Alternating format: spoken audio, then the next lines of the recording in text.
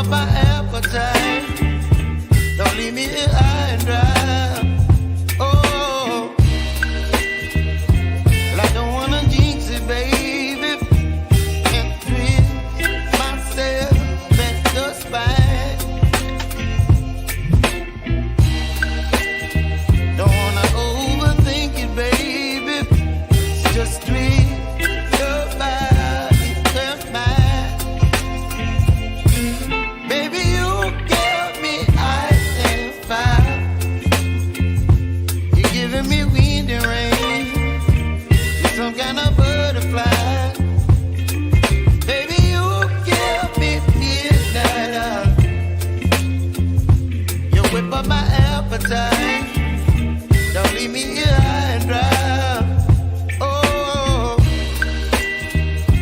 but I don't wanna jinx it, baby. Let's not get ahead of my time. Oh, but I don't wanna miss you, baby. So I stand up and speak my mind. Oh.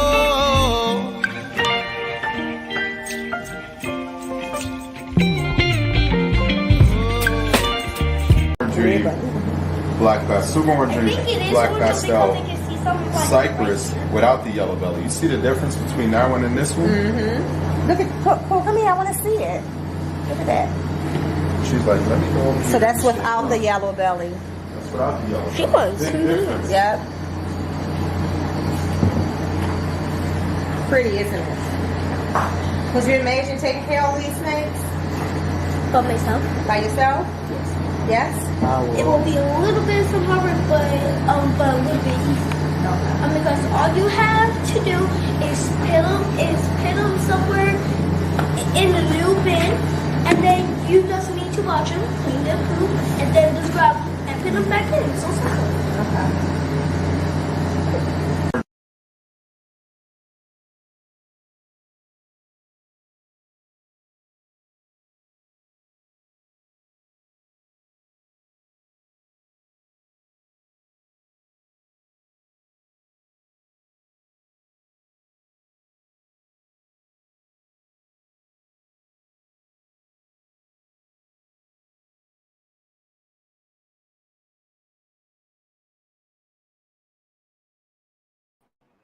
Happy Saturday, people. Welcome to episode 68 of Reptiles and Cocktails.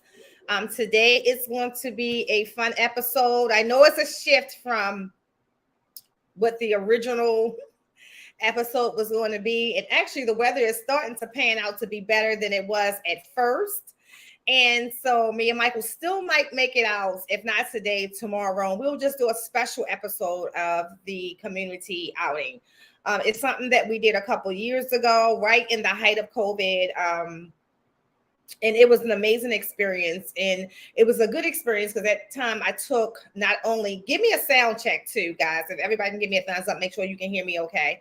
But it was a good thing to expose Michael and Skylar to when we did it 2 years ago. So Skylar carried the berm, Michael carried one of the larger retakes, and I did the recording, and we did videos, but we didn't do it live. We kind of consolidated, and it is a video of that on the YouTube channel. But it's often amazing to see the variety of reaction that you get from people when they actually put their hands on snakes or see them up front and personal. What are you still doing in the chat? My guest is in the chat. If you don't hit the link. So good afternoon, everyone. Shout out to my Florida family down there today, having a nice little Breeders' Cookout and get together, which those are always nice when we get together as a community. So shout out to them. I wish I was in Florida. Well, y'all know how I feel about Florida. I wish I was with them right now. Hey, Mitzi. What's up, bro? Are you still on the road or are you there yet? Hey, Elias. Good afternoon. Hey, Macomorph. On the way in, right. And if not, on the way out. Hey, Psychomorphs. Thank you, thank you, thank you. Thank you, thank you, thank you, thank you. So just as I'm waiting on, where are you? He's still in the chat. Let me just check my phone, make sure that he's not having any technical difficulties. So he's going to hit the link soon. Okay. All right. So update on the baby retics. I have been sharing them on the channel. I have been sharing them. If you're not a member of the YouTube channel, become a member. You get to see things that other people can't. Sometimes you see things first before everybody else see them, and some things you're the only person other than the people in this house are going to see or will see. So it's definitely has been a wonderful experience. They are awesome. Like right now, even right now today, when I separated them by what their base visual genetic is right now. And then we're going to go through them after they shed and confirm all genetics, which looks like we have a couple powerhouse so far. I can see you, so our guest is in the background. We'll bring him on shortly. This is going to be a fun one. And so, and then some of the golden childs have these weird orange markings coming through them, which I don't know what that is. So I'm wondering if it's some form of the sunfire coming through, but we'll find out. I can tell you that the mom, she's a Motley golden child sunfire, and she has no orange anywhere on her. And it's just a small little blushing, but can't wait to find out what all that's about. If you are watching, I ask that you share this out as we go through a couple more updates. The Lacey Act. Do not forget, people. Apparently, Marco Rubio has reintroduced the Lacey Act to the Senate, so it will overturn the decision that was made in the favor of U.S. ARC in 2017, which means that it is very important, since that is the Senate, it's not the governor, that you're writing your local senator in the state in which you are in, educating them, because they might not know. So there's a sample letter already produced on U.S. ARC Florida's website, so you can use that.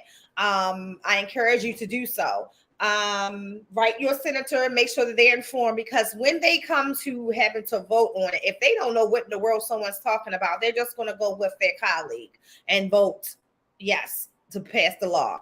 So it's important that you educate your senator and empower them to be able to represent you in your state. And then we have be sure to check out tonight. We have Sophisticated Ignorance, which is Wiz Constrictor show. And Sophisticated Ignorance is a very laid back Saturday night, but it touches on every aspect of the reptile hobby, questions, people, good community. But it also brings out the younger you with some of the questions that Wiz Constrictors bring up for topics on his show. It's an amazing time. I just suggest that you check it out. So we're going to be bringing on our guest shortly. I just wanted to give you guys a little briefing of who he is, and then we'll bring it on.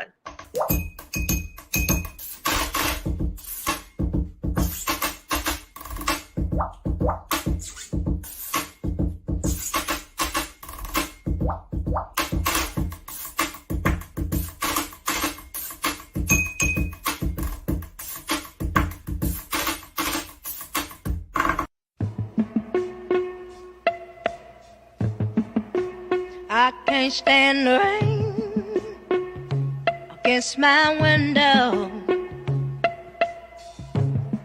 bringing back sweet memories. Yeah, when the rain, do you remember? Hey, sorry, I have my mic off. Can you hear me now? How sweet it used to be.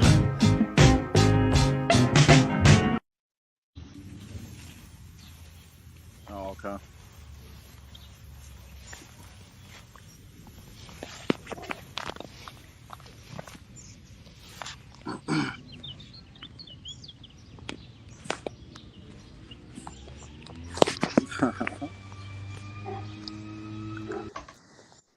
All right.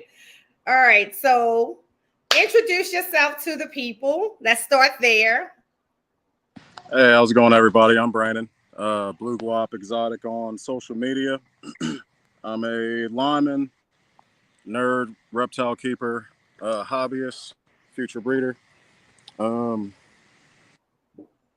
I like to do wild stuff, I guess. I don't know. I like to be different. I don't know. Definitely different. So where I met you was, of course, in the bro group. That's when we first started meeting or talking to each other, and Yeah. it was surrounded around the tables and your Cayman. Because everybody knows that I like those type of animals. But where I felt that your personality expanded more is when you went on TikTok. I had no clue that you were that funny. And if you guys have not checked out Blue Guap Exotic on TikTok, you should go to your phone right now and like the page. It's always funny, interesting, and I think that you're very honest about. That's why I shared that first video with the ADHD about, how we always talk about all reptile people have some sort of disability. You actually like express all of them in your different videos and TikTok. So talk about just a little bit. What animals do you keep first? And then I want to kind of go over and talk about the TikTok content. Well, I keep a variety of animals. It all started with, for those that follow me, Franco, the eastern box turtle. I had just came back from Puerto Rico. I was taking a break from line work. I went over there for Hurricane Maria at the time, and then when I came back, they weren't hiring my position because I was fresh in the career. And I just used my CDL, just to drive trucks. So I'm driving trucks, doing my job, whatever, a couple months before I got back into it. And I see this box turtle coming out, in the middle of the road. And I'm like, oh man, I can't, I'm not going to just keep going because he's going to get hit. So I get out, pick him up, put him in a box. Luckily, I only had like 30 more minutes on the shift. So, take him home. And then to make a long story short, like as a kid, I was obsessed with animals, reptiles, like, man, they don't matter, any kind of animal. So that kind of sparked something, you know what I'm saying? So like it really started with Franco, with an eastern box turtle, and then linking up with people in the community. From there, it led on to snakes, because I liked snakes at the time, but like I was still kind of, if I saw one, it's been so long because I was focusing on different stuff as I grew up, you know what I'm saying? Right. So I wasn't scared, but I'm like, I wouldn't just pick it up like I would now, Um, but it started with then that led to snakes. I got my first boa constrictor, did some research on boas, genetics, figured out like what I want to create if I would to be successful in a breeding. Like, I don't know, it just really stemmed from there. And then with Draco, like that was my all-time like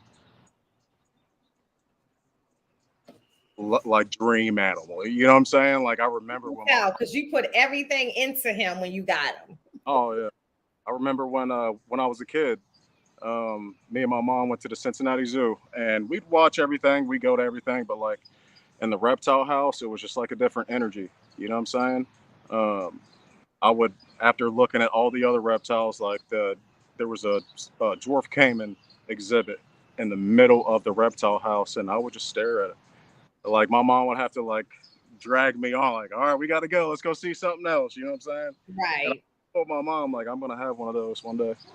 And she was like, you can't have an alligator, Brandon. I'm like, no, I'm gonna have one of those one day, And are you still in Ohio? Yeah, or I live. Did you relocate? Yeah. All right, so you're still in Ohio. I travel for work, but. Right. So right now you have the Cayman. Do you still have the Tagos? Yeah. The Tagos? Okay. Yeah, got Rojo. I'm still working on. Hold on, I'm about to bring Draco. He's trying to walk off. Okay. Right. So he's able to let his Cayman just run the yard, which tells you the relationship that they actually have. Thank you. Like, I don't know what's going on, but. All right. So I want everyone to notice that he is holding Draco. Draco's mouth is not taped. And Draco actually listen. So what do you think with your relationship with Draco? Because I can tell you right now to this day, I can walk outside with the tables. I'm not trusting that they won't run up the tree. And the water monitor, honestly, unless I'm holding him, he is not going to be that comfortable outside. So what did you think that working with Draco, because you had him, what, for 4 years now? Yep. Going on 4 years now. Yeah. Yep. So definitely start about when you got him. Let's talk about when you first got him. What was the mindset? Because you had probably one of the best setups ever for a Caiman that was actually not in a zoo. My first setup, or my first thoughts, was just basically like before I got him, I was doing research on like people that I respected that had them captive, like indoors, because I don't live in a place that's where they can thrive, all year round. So obviously I'm gonna let them out for enrichment, and then the real thing when I can and in season. But like my first thing was just basically like looking at people that had them for a while. Like before I got Draco, I was looking at breeders and just different people like that I respected that had them. Rocco the Caiman being one of them. He's one of my favorites on there. Like I wish I could do it outside, but like just his indoor enclosures are amazing. And just a lot of other people too. Like, but I basically just looked at enclosures that I respected, and the animal was happy, thriving. The interaction, obviously, I'm taking where they bought the animal too. Like if it's captive bred, like all that, like that's a whole nother story. But like all these things come into play. But like what I look at is what I looked at before I got Draco was the captive bred people that I respected, and I just basically took what I could apply and then left the rest alone. Basically, the consistency was everything. Like I hear and get a lot of questions, like how does he not bite you, or how is he so tame or like trained? He's not trained. Like he's just tolerant, and I know his tolerance level, and I guess act around that. You know what I'm saying? Out of respect, and because I'm not trying to get stitches every time. Just Right. safety and just respect, and But it's I don't know. It's just a. Sorry, I'll talk your head off. I'll get on. Oh no, you know I'm gonna let you go. So you talked about, so what was the setup? So let's say, for instance, if someone was wanting a Caiman right now, what is the very first thing before they even get the Caiman? Let's talk about what those items were before they got them. There we go. Okay. Yeah, thank you. Because like, yeah, you got to keep me on track. I got ADHD. Like, okay. So first thing, You always crack me up with that. Me too. I'm drinking wine so one of us can stay focused. Same here. But what I did was, like I said, I did research on who I, respected in the community that was keeping them. I looked at husbandry options. Basically, I start like for a year. I was just doing research what they ate, like from different ranges of, from like when you first get them, what they eating the majority, like what's a staple, when they're like hatchlings to like compared to 2-3 years compared to like adult, like just basically obsessing about footage where I don't know, just it was a lot of footage. I did do some Google researches and Wikipedia, like it's not all like always the most reliable, certain sources that I looked at, but it's a consistency and results for me. Like I said, certain people I can't name them right now, like just because like I'm on the spot and I've never really done anything like this before, but like there's a lot of people that like if I just randomly blur out a name, like this is what I'm talking about. Like this influences like that got me to this point. Obviously, Kevin, I love what he's doing, and I basically mimicked and made his style because I was doing that before I even some of the stuff and how to socialize reptiles and animals. Like I was doing some of that stuff before I even knew who he was. You know what I'm saying? So when I found who he was, and then he put like everything in perspective, like that was just automatic because I respected and loved the animals. You know what I'm saying? And I don't know, like his. All right, sorry. You got to keep me in. You keep going. This is your show. I told you that. Go. like, I don't know, like it's for me, like this is something I always wanted to do. Like, I always just wanted to just do something and be a part of something that like it's just free chill, free serotonin. You know what I'm saying? And like, there's nothing evil or just dark about reptiles or animals. Like, they just, if anything, they depend on you and like the bonds that you can create from them. I don't know. Like, that's why I follow certain people, because like, you know, Kevin was making dragons and dinosaurs, like lap dogs. You know what I'm saying? Exactly. You know what I'm saying? After consistency and love and proper husbandry, like I wanted to do that. You know what I'm saying? So I just basically kept to or stayed to certain things that I already had, but like I tuned up, like I said, with watching and educating myself with YouTubers, you know, just stuff, information off the internet, different forums and stuff like that, and just, I don't know, I know what I see. You know, I know what. At the end of the day, I know how, like anything that I get and do research over and obsess about, I don't know, I just know they're gonna thrive. Now, your skill set to build, is that because of what you do? Because you work for BG&E, you do something on electrical poles a lot, when other people should be in the house. Yeah, BG&E is just blue Guap exotic. Like, I'm still figuring out. Like, I'm old school. Like, I'm old school, Nicole. Like, I'm young, but you know, I'm 37. I'm not young, but I ain't old. But like, I'm old school at heart. Like, I don't really mess with too much social media stuff. Like, Reptiles really is the reason why I'm in this. I deleted my personal account because I just don't operate on certain frequencies, you know, and I don't want to even get on that. But like, I just want to do stuff that matters. I'm like, anytime I take a picture, I want it to be with my wife or something we're investing in, or our hobbies or her hobbies, or the animals, reptiles, Right. like stuff that matters. Like, I don't care about like what I had for dinner, you know what I'm saying, at 12 o'clock yesterday. Like nothing So, makes other than stuff that brings like good energy and just keeps feeling you to just be a, I don't know. all right, and we talk about your wife. So yes, you have that dynamic, and you thank her. You have some of the most amazing posts when it comes to the love for your wife.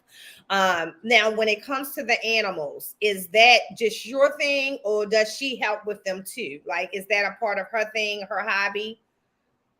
She loves animals, the reptiles, like the ones that I have or we have. That's new. She's definitely supportive in feeding.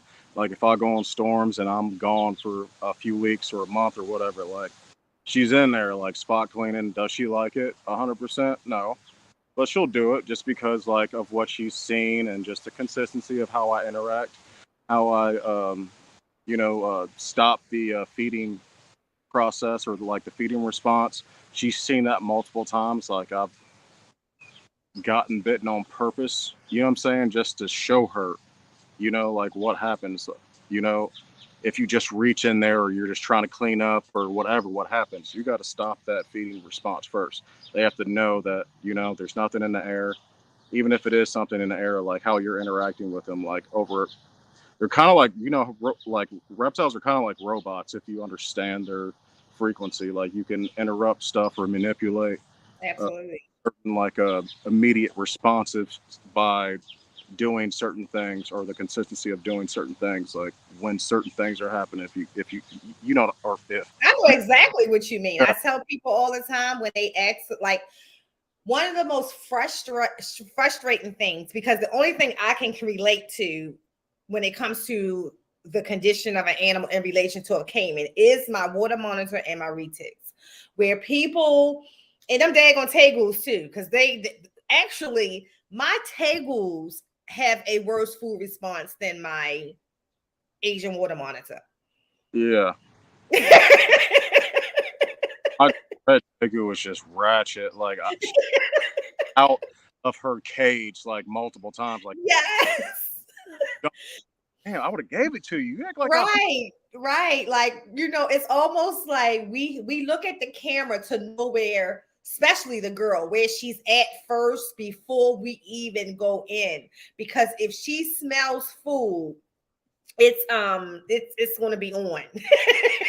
And no intent. She's sorry that was your hand with the plate, with the food. So we typically do is open her door, like open it. So if she's going to do something like a shooting out real fast or something like that, we're not in the way. But y'all, this is amazing. I don't know about y'all, but the fact that he's just sitting here holding this Caiman that he clearly said is not tamed. So I do want y'all to understand that this is an untamed, but it's a reason why he says that. And that's why we use the conditioning. But what I would say is, Dre, if you're still in the chat, you will not see Dre doing this with his Caiman. Do y'all see it? You will not see it. They were two different Caimans. But I can remember when you got him, and he was a tiny, itty bitty little thing. One of the things that I learned from you is to bond with that animal through taking the opportunities to feed it, to not hand feed, but to feed it close up and personal. Oh, yeah. And I will tell you that works magic with water monitors as well. Yeah, that's Like said, I do it with mine. I just get fed. I use that like when he would like, because I use that too, like because people ask me, like, you got him from Nerd Reptiles, like how the hell is he biting you? Like, no, y'all still had to do. You gotta keep it. Tell it. Consistently. Oh shit on me. I still had to consistently work with him. You know what I'm saying? And so that's one of the things that's a false pretense. So from the moment, and I with my water monitor, I can tell you when we moved him from his first enclosure to his permanent enclosure, which was that great big enclosure, we had to go through that whole process of making him comfortable again with everybody in the house. He was still fine with me because we spent all the time together. But if my husband or my son were going in, he would hide. He's out of that point now, but when we did take him from that point to his bigger enclosure, it did take some more of conditioning again. And I think people think because you got it from Nerd, it was used to Kevin. It wasn't used to you and everything else that's going on in your house. Exactly. It was used to Kevin or whoever the breeder was in a new surrounding. You know what I'm saying? With new smells, with new sounds, with new everything. Like it takes consistency. Will it be easier? The majority of the time it should be because of like what's happened before you got it. But at the same time, it still takes consistency because this is not an animal like, you know, a guinea pig or like a cat or a dog or, you know what I'm saying? Yeah. You have to continuously and effortlessly hands-on with them. That relationship building is an everyday, all day situation. Which And has to be like I guess a lifestyle at that point, or just something that you would I don't know, you deem as like your kid, like, or as the most important thing other than your significant other or just like a kid. Like it has to be on that level with certain reptiles. I mean, if they're going to thrive, obviously, but certain. I agree. Just because I agree.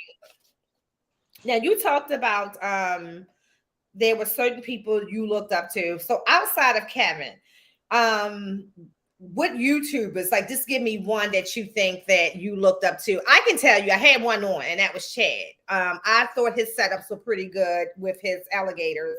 Who was one YouTuber that really helped you? Recently, like that when this is around the time when I got Franco recently, because like, you know, a lot of us don't really mess with exotic reptiles. Like recently, within the last few or several years, it's been Dre. Like he changed his name, but what is it, the Snake God? The snake poop. Oh yeah, I know what you're talking about. No, he's in the chat. Yeah, through him I met I went through bro, and then I met you. I saw how you interacted and like your passion and just your consistency. And it just really stemmed from there. Obviously, like before all of that, you already know the lace and greats, you know. And I'll say like before even Steve Irwin, it was obviously Tarzan. I just identify with people that look like me that do certain things just because like I don't like to be put in a box. Just because I do a lot of stuff well, just not one or two, you know. So and I have a lot of just one or two, you know, or three, and I like to see other people that look like me doing that. So before it was Steve Irwin and, I can't even, just National Geographic documentaries, and just Mhm. get suspended a lot. Like I used to fight a lot in like I used to get suspended all the time. So when I'm suspended, had was like TV, because I couldn't do nothing. Mom shut it down, so I vibe with animals because I was always suspended. I couldn't go out. Like I'm vibing with animals that I caught outside, and this, like, if I'm being 100% honest, that's what really like sparked my interest. Like after doing research of catching something, I'm not promoting wild caught stuff, but Draco's on the move. I'm not promoting wild caught stuff, but like when I was young, you know what I'm saying? That had me, and Right. I would catch certain things and I would mimic. And my thing was I get a lot of um, compliments on like my husbandry or like my setups or whatever, just because like that was my stuff. Like I don't know what I can say on here, so Oh, that was yeah. just like it's kind of like an artist with, or like a painter with like an empty canvas. You know what I'm saying? I know what a certain animal or reptile or whatever um, needs to thrive, and like that's my favorite part, is like making or trying to mimic nature. You know what I'm saying? Or like their real environment. I don't know. Right. But What are your thoughts on in making a naturalistic environment? Do you ever go and use the local trees and branches that you have in your area? And if so, how do you go about treating them? I do. And a lot of things actually, mostly just rocks. So hold on, I'm gonna try to change my camera. Yeah, so that's actually y'all the person who gave me the idea of the river rocks at the bottom of the Asian water monitor tub was this person. That was genius. Because when I tell you that with your filter system, when people think my water is clear all the time, it really is, because the river rocks hold down all of the waste. Now, when we totally pump it, you can see the waste underneath of the river rocks. And then you got to drain, you get that cleaned up and we refill. But we don't have to refill constantly because of how the river rocks actually works as a filtration system itself. So pretty dope advice on that, Brandon. Oh, thank you. You gave me advice on a Tegu too. So it's like, each one teach one. So but with the setup, basically like I just like with a bioactive setup, like you're gonna have your cleanup crew, you're gonna have certain things in place that either filter, keep things in check, or keep things sanitized or whatever. So like with the rocks and just media or medium, it was just trial and error. Like at first I just had it because I wanted it to be clean. I just had Mm-hmm. just nothing, just like a pond liner, and had the setup around it. That was when I first got them. I've changed the setup several times. Um, it was just a pond liner, and then after the pond liner, I figured out like it was just so much waste in the water, and the only reason he would have been fine, you know what I'm saying, because I overfiltrate it, but like I'm a perfectionist and like how stuff looks, and like and at the end of the day, if it doesn't look clean, it's not clean. I don't know.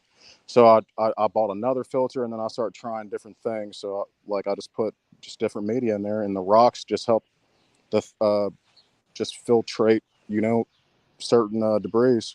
Everything that I do is trial and error. I was never trained on anything. Like I didn't go to school for this. Like this is just trial and error because of what I love to do. Like, you know what I'm saying? Instead of hanging out with, random people at bars or whatever, like, don't get me wrong, I still have sip time, but like, it's just when I in my safe place, like, in places where I can feel comfortable actually meaning and doing something like relevant. You know what I'm saying? So Absolutely.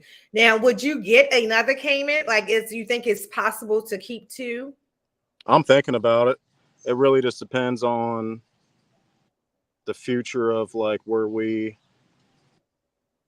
like how everything ends up. You know what I'm saying? Like Right. we'll always have what we'll have, but like as far as breeding certain species, that really just depends on how things go. You know what I'm saying? Because Right. at what I have right now, I'm maxed out. You know what I'm saying? So it's like, Yeah, I know that feeling. I can tell you this though. If when it comes to the large animals, we're maxed out. I could get other stuff, but when it comes to the massive size, well, if my husband give us space, we wouldn't be, but that ain't happening. I've been trying for years.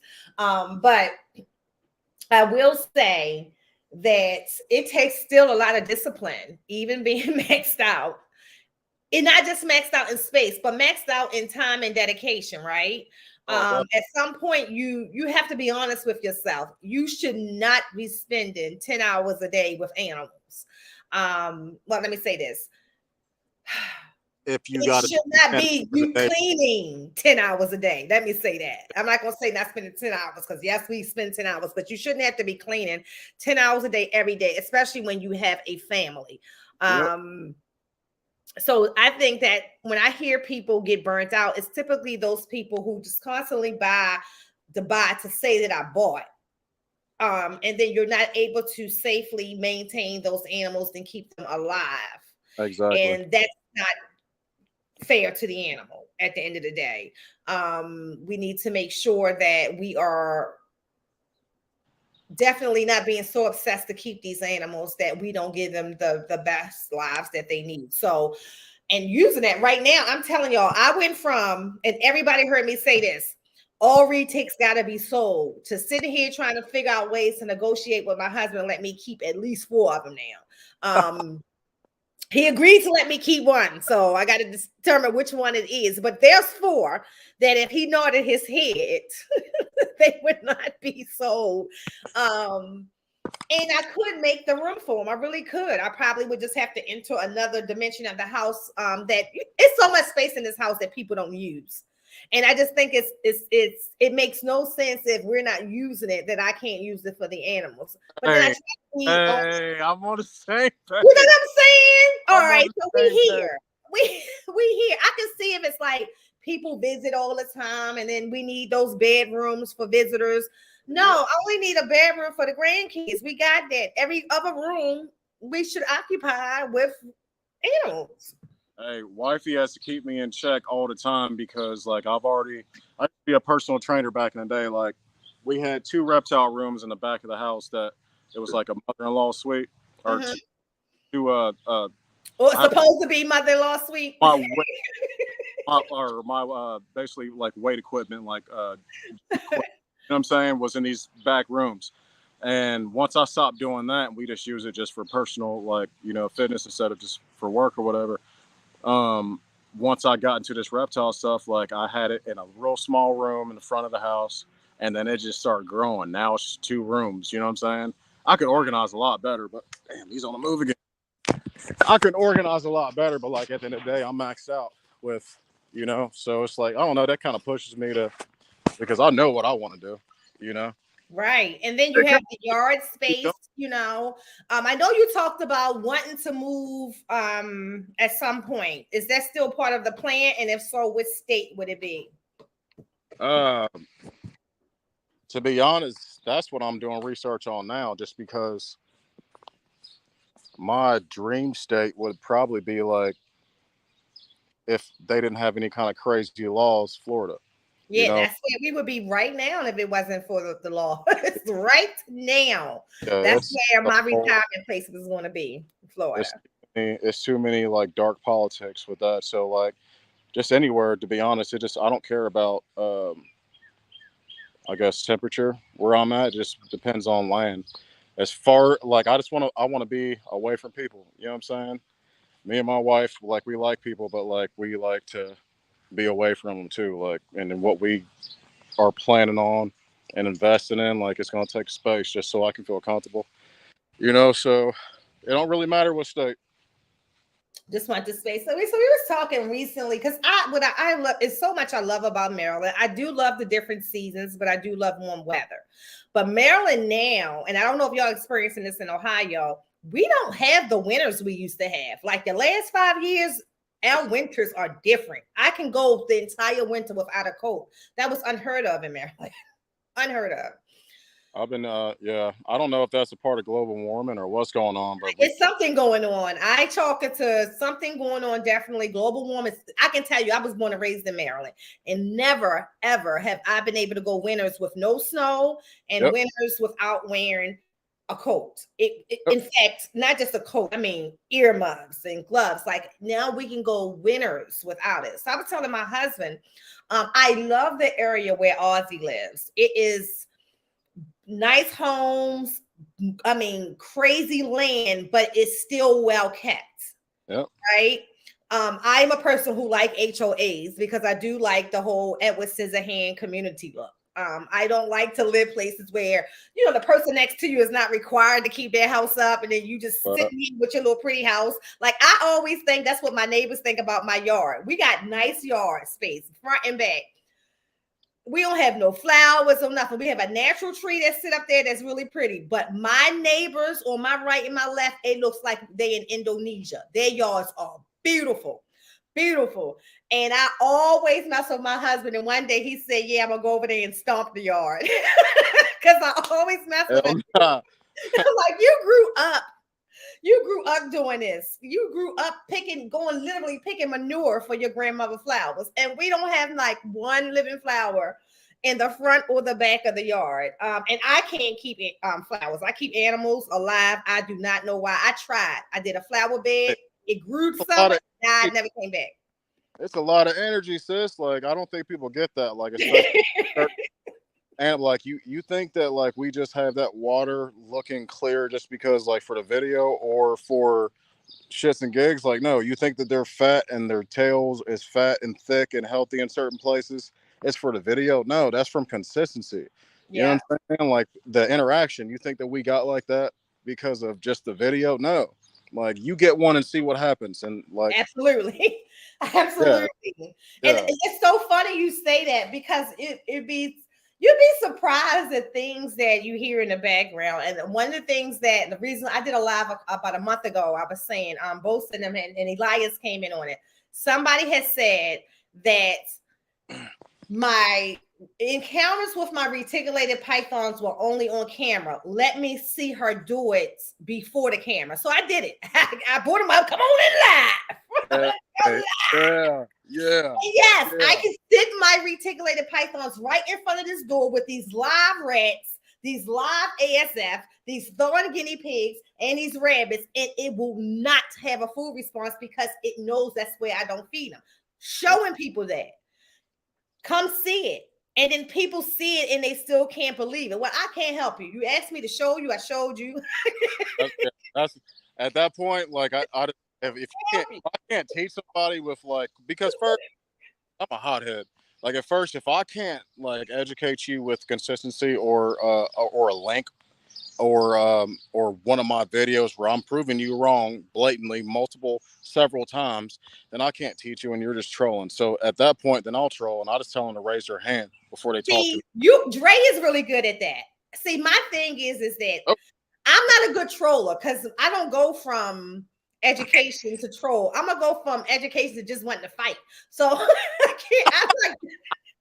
not a good troller. Oh my God. Dre comebacks, man, I'm telling you. And then he'll say it, he'll articulate it. It's a professional comeback. I'm laughing like you just murked that person. My thing is, I'm not trying to prove nobody right or wrong. I'm just trying to show you that no, my animals really are like this. I don't know why mine is. I even asked the breeders over and over again, is it really me? You know what I mean? And the response is that anybody can have that relationship, Nicole, if they're committed to what you're doing. Like one of the videos that I'm working on is mindset, skill set, will set when it comes to these animals. And I think the first problem that people make is that they do not start with the mindset.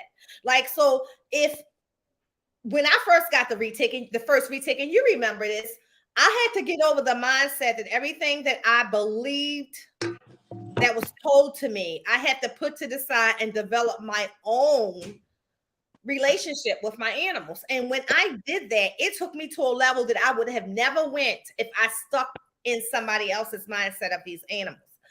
And so I really just try to show the truth. Like I try to show people everything about them, because that was another thing. And this is a respectful conversation that I have amongst some of the people in the retail community, is that I started putting disclaimers in front of all the videos that I show where I'm actually handling the retics without a hook.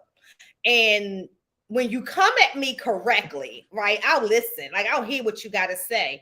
And one of the conversations that was had was, I love what you're doing, Nicole. I love that you're showing that these animals are amazing. My only fear is that someone comes across your video, even though my videos are for adults only. All adults don't use common sense. And then they go in thinking that they can handle their brand new reticulated python the same way, and then something happens. You have a good point. Nicole wasn't thinking, though, that you got some idiot who would have done that.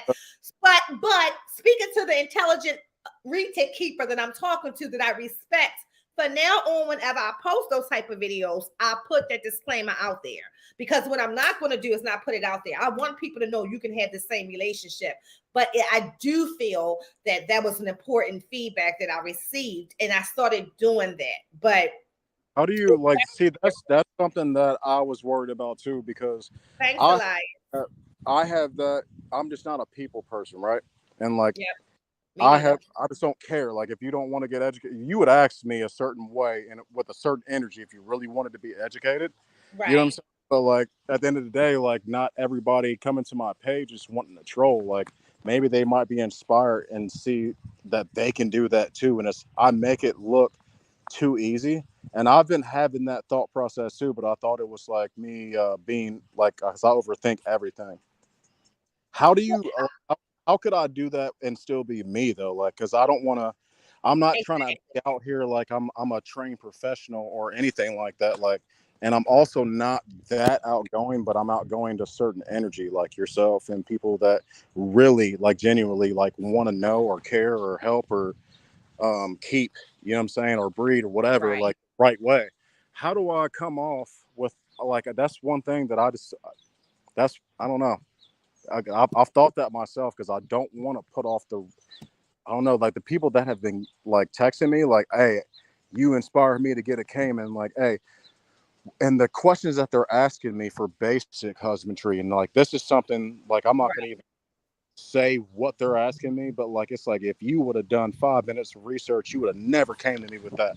And this the people that I'm motivating, like it's one of them things. But like, at the end of the day, you know, I know I'm not going to say names, but there's like YouTubers that are just overfeeding, and just, it's not about the animals, it's about money. It's about money, absolutely. They're still like motivating people to do the same thing. So it's like, this is I'm glad you brought that up, because I would like to hear, like, with watching what I like do, how, like, is there a really easy way, like a disclaimer or just like something, because I would like it to be that easy, because I'm not trying to be out here like, hey, first things first, you need to do this and this and that because I did it and I'm standing on it 10 toes down. You know what I'm saying? I'm not like that. Absolutely. I'm basically just trying to show my love and like the consistency of what I do. This is what you're seeing. Like, I just don't know how to convey that, like, in a way that I can respect, because I'm not trying to be out here like I know all, say all type. You know what I'm saying? So I agree. Well, let me tell you a couple things I struggle with, right? And when I say this, I'm gonna say it very humbly. But prior to myself, you saw no one, and you can relate, and anybody in the bro group can relate. Prior to myself, you saw no one showing reticulated pythons on screen in the manner that I was. Nobody was doing it. Nobody. I know they wasn't, other than Kevin McCurley. I'm talking about nobody like us. yeah, that's why. Yeah, that's one of the reasons. Like I said, like I know what consistency looks like in any kind of reptile or animal, which you're not supposed to have that comfortability or just tolerance with. That's what I'm attracted to. You know, people that really do this. You know, because you can tell the people that really do this because it brings something to their life, and that looks different with the interaction. Right. You know what I'm saying? So sorry, I didn't mean to cut you off, but I want. No, you're fine. But I say that to say that when I started to do there were so many people appreciative of it, and you see so many people doing it now. Like, you got people who was always having these relationships with their animals, but afraid to put it out there because of how other people who respond. So I have come to, let me tell you the 3 responses I have come really, really good with. I'll start with the first one. The first response that I give to people who said I've been keeping them for 50 years, and I'll say, I'm sorry, I've been keeping them for 4, and I've made out better than you have.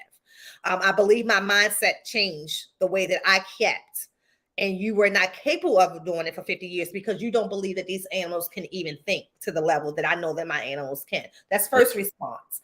My second response is to the disclaimer. I put it out there. Once I put it out there and it's clear, this is based on a relationship that I have with my animals from birth. I make sure I say from birth, because I don't even know what it's like to raise a reticulated python that I adopted that was already 15 feet long. I'm not doing that. It is not part of my business plan or my keeping plan or my hobby plan to take in somebody else 15-foot reticulated python. So I have a respect for others who would do that. And so therefore, when I'm reaching out for, I would say, like, advice, it's normally going to be on the breeding side. It's not going to be on the keeping side. There's nothing that anybody out there can teach me about keeping the animals that I keep. I have mastered that.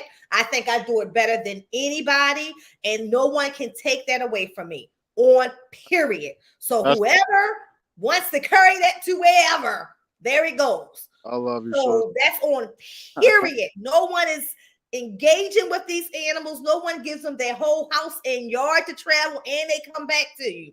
Nobody's doing that. And if they are, they're not showing it.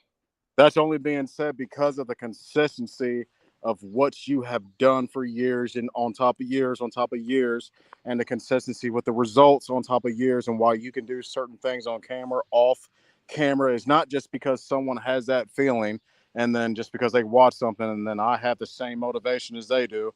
You know, it don't happen like just because you had the money and just because you had the thought process or the will, passion momentarily to do it. You know what I'm saying? So like that's one of the things that I really wanted to, like, I guess figure out about my, I guess, content, because my content's like sort of like freestyle. You know, it's just like basically when I'm in the room, when I'm interacting, unless I'm on live and doing something, which I'm still trying to figure that out. Like, you're talking to a person that had to have family set up a Facebook page. You know what I'm saying? And like, I don't know computer. Like, so I'm new to this. Like, I'm on the PC. You know, I'm gonna figure it out. I'm gonna get on the same wavelength. But like, what I'm doing, like, I'm not on the stage or platform that I and this is just sounding cocky or whatever, but that I should be, and what I've seen, and the shit that I've seen, you know, get platform. Like, I should have over 1 million followers right now. Because people like the sensationalism. That's insane. Like, you're getting paid to just like mistreat reptiles and just. I agree. I don't know. I agree. Topic. Sorry, you got to keep me on. No, you're on topic. You're on topic. These are things that me and Dre talk about all the time. This is my theory though, and this is what I would say to you: keep plugging at it, because you don't know who's watching. One of the rewards that I received in this last year was so many of the people who have been keeping reticulated pythons for years, who have patted me on the back, seen me in person, like ran up to me, like just wanted to hug me and thank me for, you know, exposing the animals in that way. That was a reward for me, because it tells me that even though you're not visual and liking it and supporting, it's reaching people. And that's all that matters at the end of the day. I said this to somebody the other day. Don't forget the why you're doing this. You're doing it because you're passionate about doing what you're doing.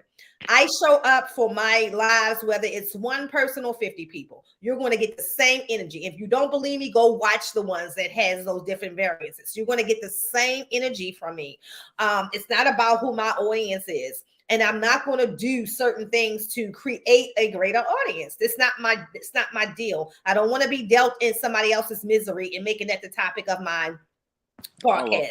I'm not going to be attacking other people's platforms and making it a topic of my podcast to get people to come watch the drama. No, show up. I'm cute, y'all. I start there. I'm cute. I'm funny. I have a sense of humor. I have amazing animals. I have animals that most people don't have in their homes. I have a multitude of them.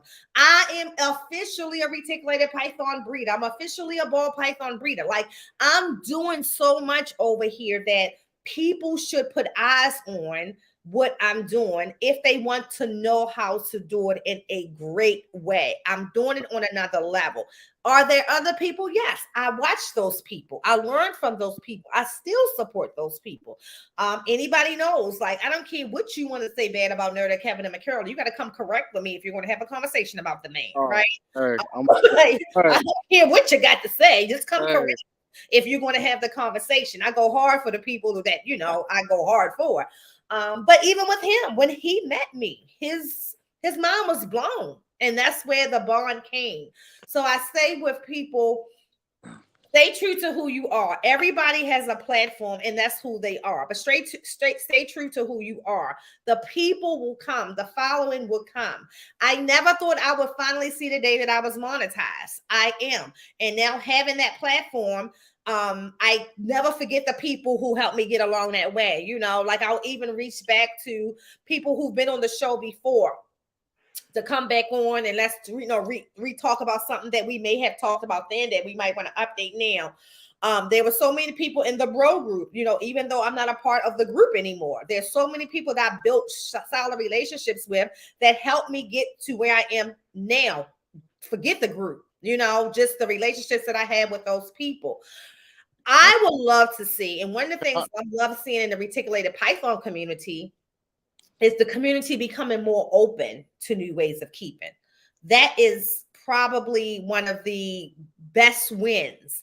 And whether people want to admit it or not, I will say it again. 4 years ago, y'all didn't see that type of content. You didn't see somebody hugging a reticulated python. You didn't see someone knocking in the morning, sliding the door over, saying, "Hey, baby," and patting their heads. You didn't see any of that on YouTube until Nicole Tisdale started to do it. Now you see more of it, and I respect it. But I struggle with what you're saying. Give me my props. That's all I'm saying. Give me my props. It's not. This is what I've been like picking up, because, like I said, I'm old school, but I am a, like, not only people watcher, I'm just a consistency watcher, right? So I'm looking at different apps and different just different forms of social media, and I'm looking at the consistency of comments on certain topics, on certain, I guess, thumbnails, on basically certain subjects, you know, thumbnails, like, depending on who you are and like how new or, you know, compared to a veteran you are, like, the thumbnail really doesn't matter. But I'm looking at all this, and it means the majority of it means nothing. Like, you figured out the algorithm in a toxic way. You figured out how to manipulate it, and you probably have 10 to, 25, 50 followers that will do, probably family or just close friends, that will just do unnecessary shit to get you on a better stage to do something that me, you, or just a random person just that has nothing to do with reptiles or animals at all. They won't have that same push, you know what I'm saying, because of the irrelevant addition to push that you're adding to this platform. And like, this is what's so, like, discouraging for me, is because it kind of takes it away from the niche, or like what you're even talking about, because it depends on even if you're even going to get seen talking about what you're talking about. It could be the answer to world hunger. You know what I'm saying? But if you didn't have certain people in place when you went live, when you posted this video, when you visited this place and then tagged this place, or like, you didn't post 10 videos in a increment that, like, triggers a algorithm push. You know what I'm saying? All this unnecessary crap. Like, I notice and I see all that. And that's why I don't get involved, or I don't say certain things. But I think it's kind of counterproductive for like what I'm doing if I don't. That's why like I'm really glad you said that, like, because I have been thinking about that because I get so many texts or like PMs of like, man, you inspired me to get a Cayman, and like he's showing me his setup and it's in a 10-gallon aquarium. You know what I'm saying? It's like I didn't inspire that. So I tell you what I will. I wish Maki was in here because she always bring it up. One thing about me is if I see something wrong, like one guy reached out to me and he watches my videos all the time, and then he sends me a message one day. And if you're in the chat, you can make yourself known. I'm gonna put this in a great way because it's the truth. He sends me a picture. He has 3 reticulated pythons, and he shows me the setup. First of all, they're beautiful reticulated pythons, but he said, you inspired me. I said, now, if I inspired you, you'll go out tonight and you'll get bigger enclosures for them. And I swear to God, that dude went out. And they were still temporary enclosures, but he went to get the bigger tubs for them, set it up, came back, sent me a picture the next day and was like, done. And I was like, oh my God, thank you. That is what I do it for. This is somebody I don't talk to. Like he just hit me up to say, hey, I went and got these animals. Look how I got them set up, and you inspired me. And I was very beautiful animals. Beautiful animals. With me, I don't know if it's my delivery, but it's always the opposite with me because like as soon as I see that shit, it's like and they say that they've been following me since like it's only the people that say they've been following me since day one with Draco, and then they pull some shit like or what can I say on here? Like, what's? Yeah, you can talk. This is adult. We over 18. Only thing you can't say anything that is racist, sexist, or against people of other sexualities. Like I don't none of the things that hurt people. I'm used to TikTok lives. Like yeah. Yeah, you're right. I don't mean no disrespect on your channel. Yes, so, but go ahead. I forgot what I was talking about. What was I saying? You was getting ready to curse. But you was just talking in general about the whole setup of how people, get recognized, and we. There we go. Yes. So like, just because of like I said, I'm a people watcher. Like I watch just or a consistency watcher. Like I'm just watching shit on TikTok, especially. YouTube already know that I could thrive on that. I put out a couple shorts on that, but I kind of know how that's very like it goes without being said, like the reach or the push on YouTube. Yeah, because you can post one short and is getting 2,000, and then post something way better and it gets 10. So like I haven't really done the research on like the push on YouTube, but I get it. Instagram I'm struggling on just because like I post whenever I want, but like TikTok, that's the reason why I have so many videos on there because that's where I'm getting energy from. Like your TikToks rock. Research has been done, but like it transcends and it bleeds into any and everything because at the end of the day, if you know certain shit, like everything gets paid. Everything's getting paid on the back end and on the front end.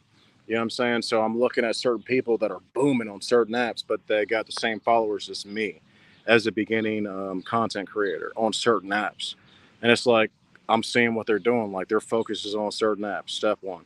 So step two, their engagement, why their vernacular, when they go off or say certain things uncensored. That shit makes me do research on certain apps. Why can you only be censored or why can you only say certain things? All these things are basically saying how you can act or how you can present yourself on certain platforms. You know what I'm saying? Right. The codes after having certain amount of followers or a certain amount of likes that gets put in, like I'm telling you, it's too much for me to try to explain. But now, like, I get what's going on. You know what I'm saying? I'm old school at heart. So like I'm trying to find my way in it, but still be me because like I said, I'm obsessed with consistency, the authenticity of me just participating in the algorithm just because I understand it and I know how to push it. It's going to look unauthentic. It's going to look fake. So I just got to, I'm still trying to figure it out. You know what I'm saying? But like, I appreciate creators like you that are I actually. will tell you a tip, and I don't know if it's a tip because I didn't even know. So last week, of course about a month or so ago I became monetized on YouTube. But then last week I got monetized just out the blue on Facebook. I don't post reels on well, I didn't until this week. Yeah, I don't know what I did. I'm like, what did I do to get monetized on? But listen, there is a video, y'all, I did a year ago. When I researched it. And it was the video when I was showing everybody how you just cover a ball python's head. It's the one video I did on Facebook. It went viral. And so now I'm monetized and it went viral and I didn't know. Like, I didn't see it. It went viral. People were sharing it in the background. And then accompanied with my Instagram reels is how I got monetized on Facebook. So guys, I'm just letting y'all know. I had no idea that, because I don't post on Facebook. Like my reptile content, when I became a breeder specifically, I focused on Instagram. I even got to do better posting on Lady T's Exotics on Facebook.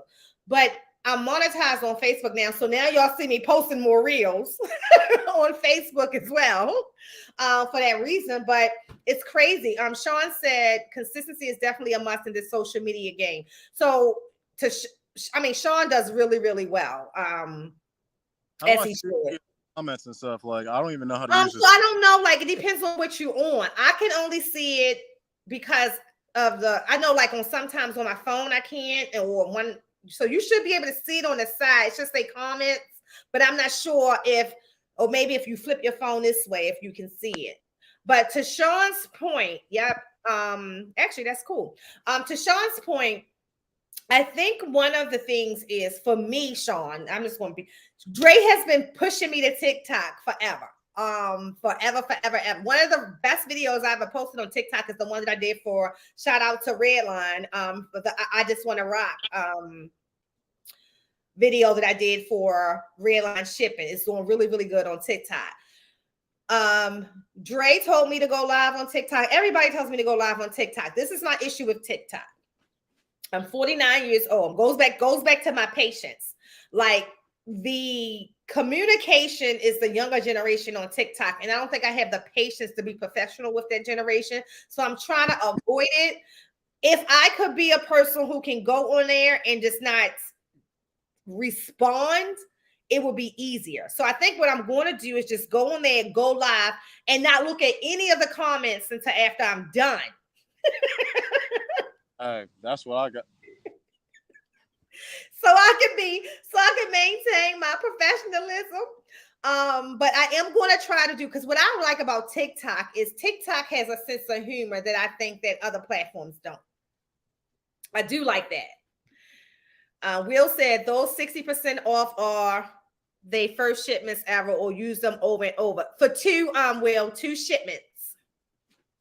I think TikTok's better for like videos, like as far as lives, like even I'm noticing like even like viral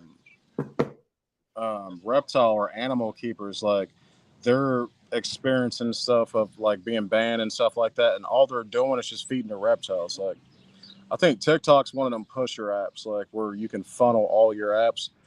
If you got a shit ton of followers, like go ahead and make a couple burner accounts, you know what I'm saying, to where you can be live, be yourself, but it's not all on just one page, you know what I'm saying?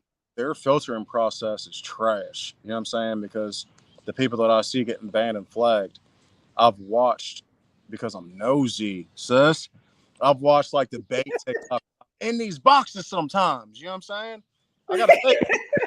I gotta say something. Go ahead, go. Look, go ahead.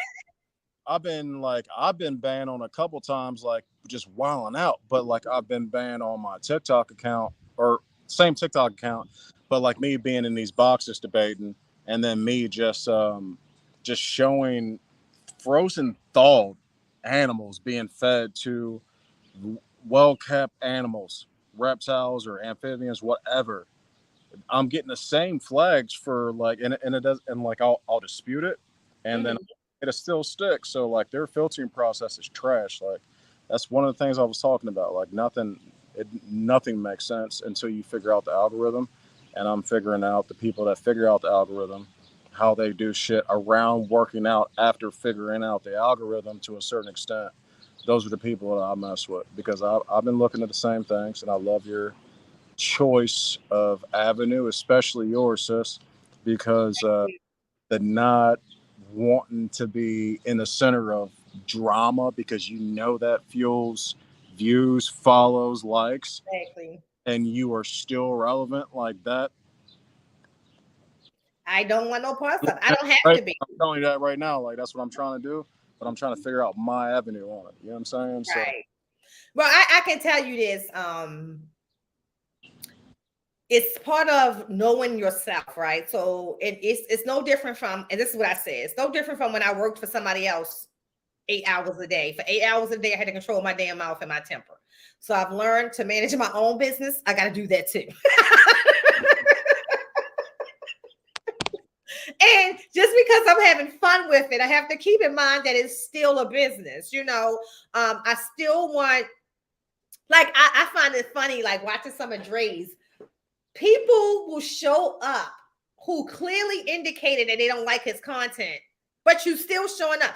As psychotic as that shit is, I don't know what that's about. You're going to show up to a place to watch something. Let me tell you, I promise y'all, if I go to watch somebody that I don't like them personally or their content, I have totally lost my mind, or that person actually is pressing out content. Because one thing I can do, just because I don't like the host, if what you're putting out that day or that content is definitely informational, I'm going to watch it. But I'm watching it for that. I don't want to see you. I don't hear the content. I'm turning on. I don't even want to look at you. There's some people podcasts I watch. I don't even watch. I can't tell you what they look like or what they have on, but I like to hear what they're talking about.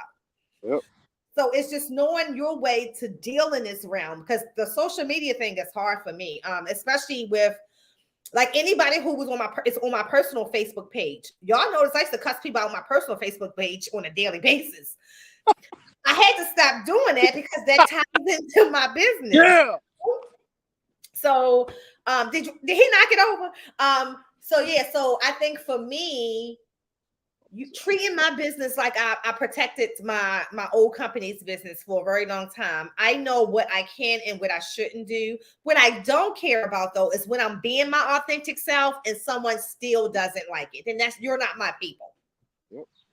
That's where I'm at. You're not my people. I'm trying to find my happy medium and doing that and still being relevant on the algorithm. And like I said, I don't know. I'm still figuring it out, but like, I'm beyond flattered. I have so much respect for you and your platform, how you keep your reptile, what drew me to you. Like, I only follow certain people. You can see on certain apps, like especially on TikTok, like I only follow certain people. You know what I'm saying? Like, I don't have the most followers, but like, comparison to what I follow to who I follow, you know, some are just like strategic just plays or whatever, just to like just network and shit if they feel a certain way. But like, some are, I've been rocking with them since day one. You know what I'm saying? But there's, at the end of the day, there's not a lot of them, because I don't really respect your average person, because they're trash. They don't care about anything but themselves. You know what I'm saying? Especially when it comes to animals, they'll kill them for sport, likes, views, social respect, shits and gigs. Like, I don't respect that at all. You know what I'm saying? Because we're real animal people. And that's the one thing that even when people talk about certain big people, you know, there's certain people who are still really big animal people. Once you start keeping a bunch of animals, you're not, going back to what we said in the beginning.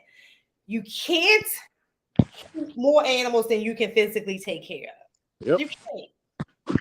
Because I don't care who you are, health is going to take a hit on the animals you're keeping. And it's not fair to the animals ever to do that. But I will say, overall, in this social media experience, and I say this to anybody who's really trying to do it, it's the consistency. There are going to be days you wake up and you're going to feel like my last podcast. I said this to Ken. Ken, you know, no one's showing up like they used to. That's fine. You show up. Someone is going to see this video and still hit play And honestly, once you monetize, that's when you make the money. You don't make the money from the live, you make the money on the replay. So you still want to show up. And then there's a whole lot of other people out there who may not be able to watch your content when they can, who goes back and watch it. I'll get people who watch the videos back and it's a month later. I'm like, hey, great video. So that's awesome. Are you getting Dracos? Yes, you are. Are you getting monetized? On YouTube? Yeah. So YouTube is 1,000 views. I'm sorry, 4,000 watch time hours and 1,000 subscribers. So some people will have, like, for a long time I had the subscribers and not the watch time hours. So that's another thing. I like and I did it kind of authentically. I only did one giveaway, and that was when we was hitting 1,000. I think you do better actually accumulating the watch time hours. So kind of like the watch time hours coming first and then people subscribing, opposed to having people subscribe to just get you there and then not having the watch time hours. I think it has to be authentic for it to tie hand in hand. Like I think using Mike from Herp Collectors for an example, I think Mike did really well with the balance. Like, so here's my subscriber count going up and here's my hours, and they kind of met at the same time. So it's not hard if you're consistent at all. Like if you're putting out videos, like for you, if you just did shorts with some of the amazing things you do on TikTok, you would definitely do amazing. Oh, that's the Tango. You got a whole new setup for her. See, that's what I'm thinking about doing. But I didn't want to come like incorrect. You know what I'm saying? Like I just wanted to do my research. Sorry, she's gonna be ratchet here for a little bit. I'm just about to put some dubia roaches in here because she can't wait till this stuff thaws out. Hold on. Oh.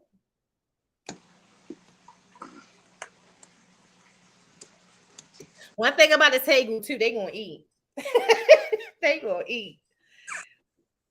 I like putting crickets in there and just listening to them just like go crazy trying to find all the crickets, knocking stuff over. Yeah, she's getting ready to shed too, so. Love it, love it, love it. Now you work a lot with power lines and things like that. Where do you find like such perfect logs? Where do I find what? The logs and the trees and stuff that you put into their enclosures.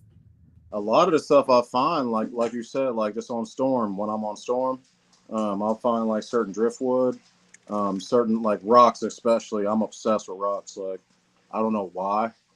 Obviously, I know like I love decorating or decor on like for certain animals or whatever. But sorry, I'm throwing these dubia roaches back in there because they fell out. You're watching her. But it's rocks especially, but like driftwood, like big pieces of wood. Like I know what, like even if I'm not getting ready to make anything with it like that day, you know, I know what I can do in the future project or certain, and I'll be able to call them exhibits here in a couple of years, but like all my animals will be like in exhibit style, like setups, you know? So even if it's not for today or tomorrow or next year, like I hoard certain, I don't know, like just like pieces of wood, like just pieces of nature. You know what I'm saying? Just because I see it, I see where it's going to be. I just don't have it yet. You know what I'm saying? Right. Yeah, I mean, you definitely pick some of the best. So that's what we did we went straight out over here into the park for Larry's enclosure, and we just pretty much cleaned the wood. We sawed off some of it so we can make sure no bugs was in there. And then we let it sit out in the sun. It was in the summertime for like a day, overnight, like the sun cook it. And they've been perfect. I just haven't tried, like I haven't done that with the snakes because they inside the house, but anything with the bioactive enclosures, like we ready to redo an enclosure for the Ackie monitor. Shout out to, again, Redline. They shipped me a nice enclosure that we're ready to do, a bioactive enclosure we're ready to do for the Ackie monitor. So that should be fun. That end, I'm telling y'all, I'm really liking keeping these daggone isopods. I can't believe that I'm actually enjoying bugs right now. So that's another thing that I really enjoy is the isopods. Oh my God. Speaking of, wait a minute, let me talk real fast. So I wish Tim had, I think, probably the most amazing success on YouTube, as far as views, getting monetized and everything. It was a quick success for Tim. Part of it, though, I think too, and Tim, this is, or to any man, I think it's easier sometimes. And this was something that I heard. Leviathan said it. Him and their husband and wife. Courtney can do a video, and Steven can do the same video, and Steven will get more hits. And it's clearly a male-driven thing. Like, I think it's the men who will watch the men. And typically men don't, I'm not going to say it because I have a bunch of male followers. In fact, my followers are mostly men. So I'm not talking down, I'm just talking about in general. It's part of that dynamic of sexism in YouTube. I've always said that. But Tim and I think, we have similar content in the beginning. Tim does. Tim is Intrepid Exotics. Please follow him. First of all, what draws me to Tim, and I would tell anybody, Tim's intro looks like National Geographic, and I'm not saying it. Awesome. Yeah, it's just awesome, right? So, and then his content, the passion is authentic. It's really real. But I would love if Tim could, like, if Tim has been on here before, maybe we'll bring Tim, maybe we'll bring you back on again and talk. I don't know if I had breasts of a rule the world. I can't with Tim. I can't. Hey, Ricky Bobby. Isoparts are so dope. I did not know, but it's pretty cool keeping bugs. But I will say that what I would like to see is YouTube to really, the analytics don't help me, Tim. They don't, because none of them make sense. Like, I have some videos that I do that will just fly off. There are some that's way more educational or way more informational that don't. But nothing in the algorithms tell me why the people watch what they did, or like even the swipe away. Nothing is consistent, honestly. Hey, sis, can I say something on that? Yeah. What I've noticed on that, because I've experienced the same thing. Are you talking about TikToks specifically, or are you talking about other? About TikTok and YouTube. Okay, so I can't speak for YouTube, but TikTok especially, if you don't post consistently before you either go live or you don't post consistently in general, it won't push your content. If you don't push or you don't post any kind of content for a while, it'll basically try to trigger you to post content by going to one of your videos they got a lot of likes. You know what I'm saying? That might be like a month from now, a year from now, like 3 weeks from now. It don't matter. Like, they'll go to a random post, and then they'll trigger like 2 or 5. Like, I don't know. It really depends. I've seen like 10 people post something out of nowhere, like a app or a post that I posted like a year ago. Like, why the hell is this getting attention? It's because like that's what, like, it's a weird algorithm. So like, if you're on TikTok, especially if you are not posting consistently, and this is 2 to 5 videos a day, depending on your following, like, the push is going to be weird as hell. It's going to be very inconsistent. You'll never be able to pinpoint, I guess, when, even with the analytics, because nothing will make sense. They're just basically trying to push you to get back on the app if you haven't posted. So if you have something like important to post on TikTok, I would post for about a week straight. You know what I'm saying? Consistently 2 to 3 videos a day at certain times. And you can do your research on TikTok videos, like when on certain, creators that are pushing that, you can tell the authenticity because of the followers or because of the likes and all that. You know what I'm saying? Like, you'll know who to watch. You know what I'm saying? I'm not going to mention names. Really? She just charged me. Why are you so? Did she? That's what I'm saying. You got to be on point with Tegu. Yeah. She's like, wait a minute. Charging me. Forget that conversation. Where's some more of them roaches, dude? But I breed roaches just because they're expensive, and just because like I'm not scared of roaches no more. Let me show you let me show you what we're working with over here. Hold on. Oh, that's what I was going to tell you.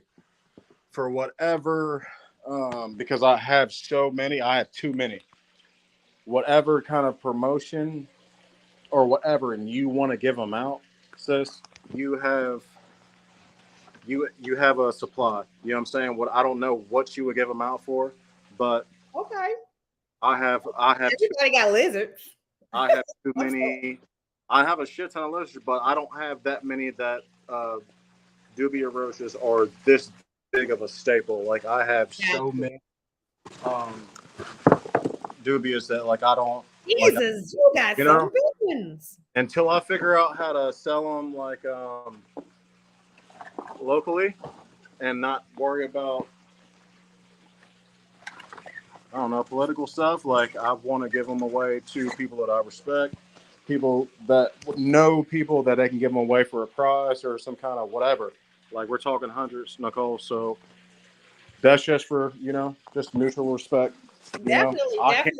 We can definitely give away some dubia roaches, but if you got that many, you definitely should be figuring out a way to sell them because apparently people can become millionaires selling roaches. Oh, I know. That's what I'm saying. Like I'm so busy. That's why. Nicole, I have so many like hobbies that let me switch my camera around. I have so many. Can you still hear me when I'm figuring out my? Absolutely. Stuff? And enjoying the scenery. All right, so like I have so many hobbies. There we go. I got so many hobbies. Like I'm just. Sometimes I get overwhelmed. You know what I'm saying? I can do it all. You know what I'm saying? But like certain things, like they're already on autopilot because that's how I want everything. Residual, or not residual, but like just intermittent paydays. You know what I'm saying? Hold on. Give me one second. I've never kept dubias that long. Do they automatically reproduce? Do they automatically reproduce, or do you have to figure out who's male and who's female? Like, how does that work? Well, like what I do is with a bin, and I don't even know the gallon of the bin. Like, so this is all like bro science, right? The bins that you saw that they were in, like I'll put like 50 females to like 10 to 15 males, just because I have so many, and I'm always feeding my males off, just because a lot more males for some reason. So I'm always. How do you know the difference between a male and a female roach? The males look like your typical like roaches. Like they got the long wings. You know, the long wings. They look like they can fly and get on you or something like that. Okay. Hold on. Let me. I'll go in there. We're ready to see, y'all. We're ready to see the difference between a male and a female roach. We're gonna learn today.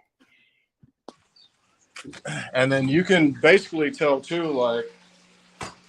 Wow. You can basically tell too. Let me get the lights so you guys can see. You can basically tell too, like adolescent or juvenile, male or female or whatever. But hold on, let me switch this camera around.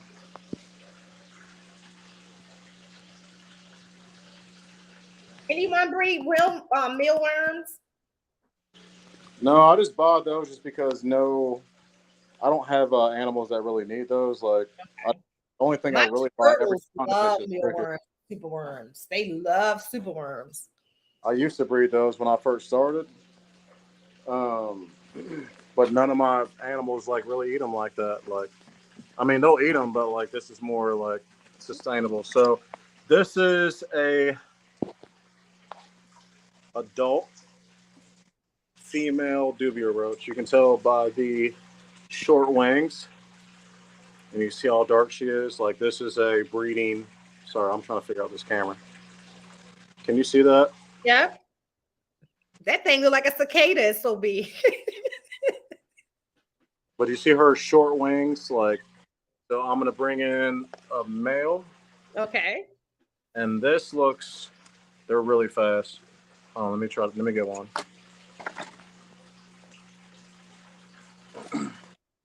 And what do you feed them? Oh, this male's really quick. There we go. Oh my God. Hold on one sec. The males are way faster for some reason. All right, I'm gonna try to hold them up in the camera. I don't know if he's Okay. He might jump. Yeah, they're quick. Like they're real Okay. quick. You gotta be faster than that. All right, everybody look. Okay, I can see it. It's like a big back wing. Yeah, I can see it. Dang, them things are huge. They got like fly wings or dragonfly wings, like actual wings. So basically, all I do is, because I have so many, and it really depends on how many you have, but I put way more females than males, just because like of my just because of what I have, you know what I'm saying, and how I'm feeding. So I give a lot away to like friends in the community or friends in the reptile hobby or in the, you know what I'm saying. But like at the end of the day, I still have so many. I'm trying to figure out right now like how to, I guess, what do you even call that? Like promote like local dubia roaches, you know what I'm saying? Because there's even places like Petco or whatever that don't have them, you know what I'm saying? And they definitely don't have them as much as I do. So it's like, damn, I've been trying to get in with them, but I'm not an LLC yet. So I don't know, figure it out. Yeah, I mean, okay, so you feed them veggies, quick oats, crackers. Okay. No, well, I feed them. There's roach diets that I go to, like Sin City Reptile Expo.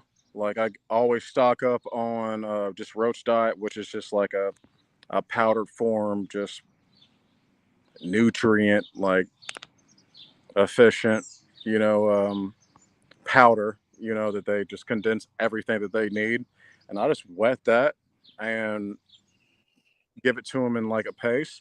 And then every time that we have bananas or apples or anything like that, like I'll rinse them off and then I'll put them in the enclosures and they're gone at 8. Like I actually want to do a time lapse of like how they will just demolish, you know what I'm saying, like a full banana or a like a pack of lettuce or like whatever, you know what I'm saying, like an apple or whatever. Like it's actually impressive like how fast shit will just disappear. But basically their staple is just a roach diet, but you can get that from multiple people, you know, just got to do your research and figure out who you want to go through. And it's just like it's a big bag of powder. Yeah, it's just a big bag of powder, and then you can basically give them all your scraps of anything that's rinsed, because you know anything that is a vegetable or fruit is going to have, it might have pesticides or some kind of you know, thing that they don't want bugs to be a part of, and obviously that's going to kill your insects. So you want to rinse thoroughly, and then you can give roaches your apple cores, your banana peels, potatoes. What else do we give them? There's all kind of stuff that we give them, like just in between. You know what I'm saying? Just for moisture and humidity. But yeah, there's yeah. Got you. All right, well, guys, it's been over. What time is it? I know it's over the hour and a half. Yep, surely. As I knew, this was an amazing podcast. Definitely check out Brandon on TikTok. Do you still do your YouTube videos? I'm getting ready to get into video, just because like I said, I just bought a PC like about a month ago. I'm still figuring out the editing process. Give me like I don't know, 6 months, and we're going to see some different. I mean, we're still going to see the same stuff, but like the quality of it or the manipulation of technology, you know what I'm saying, might be a little turned up. You know what I'm saying? So we're just like I said, we're always going to be pushing. We're always going to be moving. We're always going to have the same vibe. So anybody that really loves reptiles, really cares about,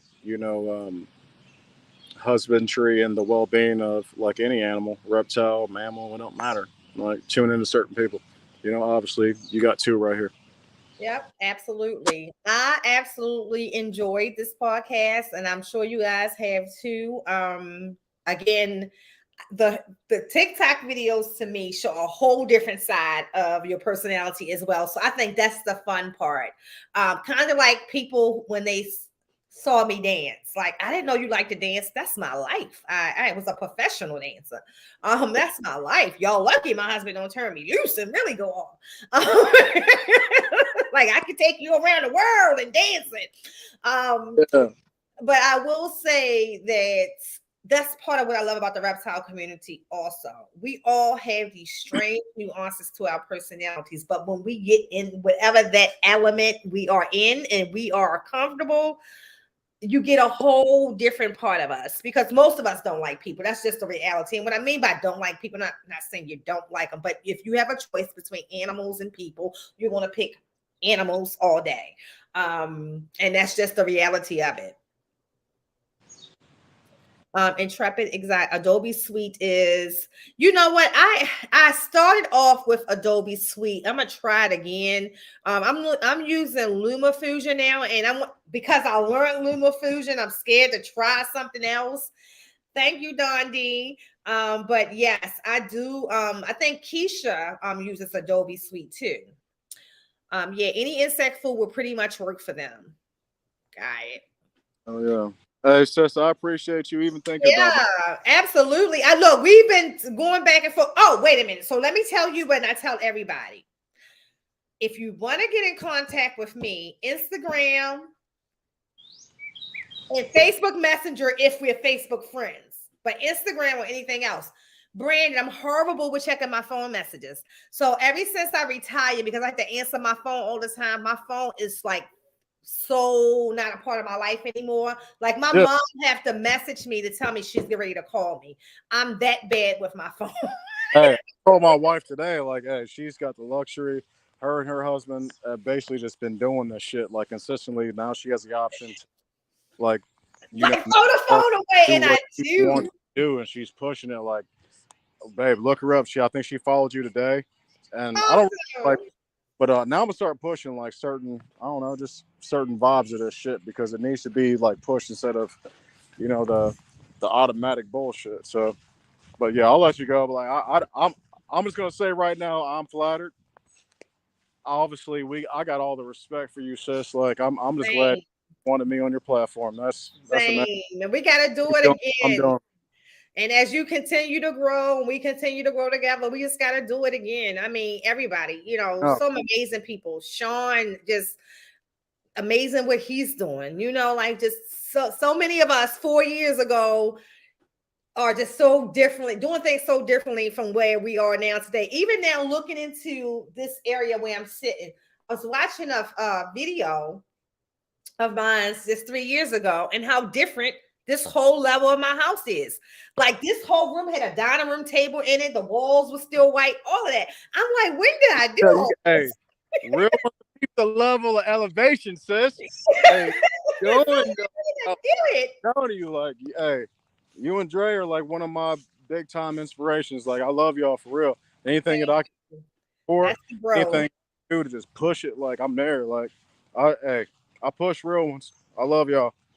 Love you too, bro. And always keep shining, keep doing your stuff, keep working hard and staying safe. Because every time there's a storm, I think about you. I love that. Yep. Sis. All right. Tell wifey I said hello. Everybody take care and enjoy the rest of your day. I will. You too. Hey, bye-bye.